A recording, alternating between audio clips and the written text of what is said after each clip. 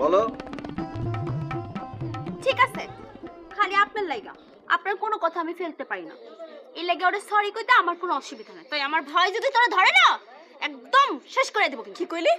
তোর ভাই আমারে ধইরা দিস না, তারপরে দেখা যাইব। আবার শুরু করছে। দিবা, আমি বলতেছি না সরি বলো। বলো। সরি। আমারে না, ওরে সরি বলো। সরি। এবার তুমি সরি বলো। বলো কি হলো? বলো। সরি। হ্যালো, হ আচ্ছা আচ্ছা ঠিক আছে, আচ্ছা। ভাই আমারে যাইতে কইছে, আমি গেলাম। হ্যাঁ,